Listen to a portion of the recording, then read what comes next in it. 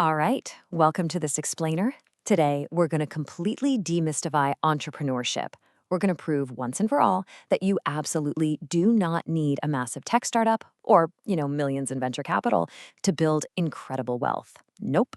Today, we are zeroing in on the absolute superpower of the so-called boring business.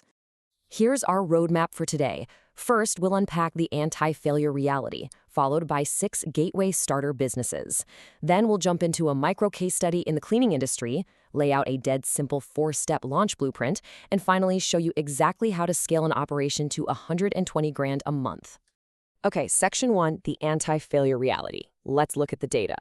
Honestly, it is completely valid to be terrified of starting a business. Like, why wouldn't you be? The reality of traditional startup culture is frankly pretty grim. We all hear the horror stories, right? And those stories are backed up by some deeply intimidating numbers. Check this out. According to the U.S. Bureau of Labor Statistics, 20% of all U.S. small businesses fail completely within their very first year. 20%. That means 1 in 5 people who take the leap lose their shirt right out of the gate. And unfortunately, it gets significantly worse. Fast forward 10 years and a staggering 66%, basically 2/3 of all businesses have gone entirely under. With odds like that, it's really no wonder people freeze up and just don't even try. The psychology behind that freezing up, it's called recency bias. Basically, if your very first startup attempt fails, your brain heavily weighs that negative trauma and it just crushes your entrepreneurial drive. You simply won't want to take the risk again.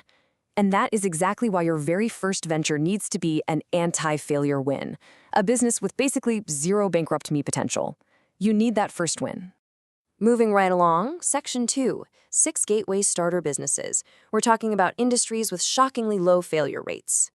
Just look at the sheer power of these gateway drugs to business ownership. Laundromats, for example, have a nearly 95% success rate over a 5-year period. Why? Because, clothes get dirty even in a recession, right? Plus, your machines are essentially your employees. Then you've got self-storage, boasting a massive 92% success rate, and traditional real estate sitting super strong at over 85%.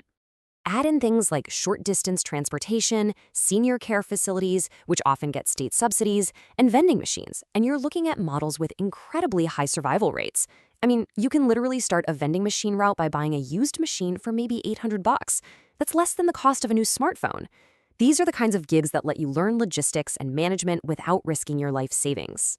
All right, section 3, the micro case study. Let's look at scaling a cleaning business to $120,000 in monthly revenue. Let's zoom in on one of the absolute most accessible gateways out there, the cleaning industry. I want to introduce you to Chris. He's the owner of Queen Bee Cleaning. Back in 2015, he started his business with just $5,000. $4,000 of that bought a used 2003 Honda Accord that, let's be honest, had seen better days. $500 went to a really good professional vacuum, and the rest just went to basic supplies. Today, that exact same business generates $120,000 in monthly revenue. Incredible, right? Section 4, the 4-step launch blueprint. Let's talk about how to actually get this off the ground. Professional cleaner Bethany Jean, who, by the way, built her own highly successful business over 20 years, distills the whole launch process down to just 4 dead simple steps. Step 1, pick a clear name and register it, usually as a single-member LLC, just to protect your assets. Step 2, get insured. Step 3, download a free invoicing app like Square or QuickBooks. And step 4, skip the fancy, expensive website for now and just invest in some thick, high-quality business cards. Just look the part, act the part. I really want to pause on step 2 for a second because people always let the legalities stop them in their tracks. Seriously, don't let fear stop you here. Protecting yourself and your clients with a massive $2 million general liability insurance policy, it only costs about $50 a month. $50! You can literally get quotes online and be fully activated within 24 hours.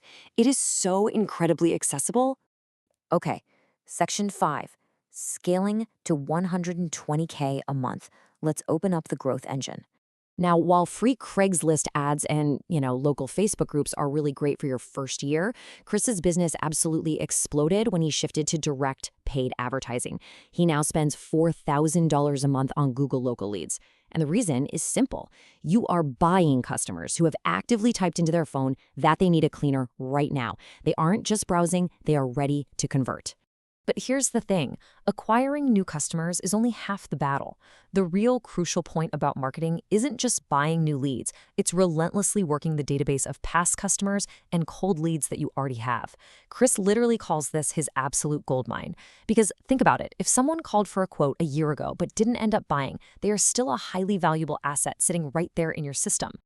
To manage that goldmine, you absolutely need a CRM, a customer relationship management tool. Chris uses his CRM to meticulously segment his list. So during those slow winter months when business naturally dips a bit, he just pulls a list of past clients and shoots them a targeted discount offer. It's a simple administrative step, but it keeps his 22 cleaners fully booked and earning paychecks year-round. And notice exactly how he contacts them. He actually ditches traditional email marketing entirely. Why? Because text message marketing boasts an absolutely insane 90% open rate. Think about that. If you text 1,500 past leads a $50 off coupon, 10% of them are going to bite almost instantly. It's a game changer. But honestly, Chris's absolute biggest growth hack, the one specific thing that caused a 30% spike in sales in just 6 months, was getting himself off the phone and hiring virtual assistants from the Philippines to handle customer service. By delegating that customer service to a team of virtual assistants, Queen Bee Cleaning now has real, live human beings answering the phone from 7 a.m. to 11 p.m. 7 days a week. Just think about the sheer advantage there. When a busy professional finally gets off work at 8 p.m. and realizes they desperately need a cleaner, literally every other competitor in town is closed. Chris swoops in and captures all of those late-night leads.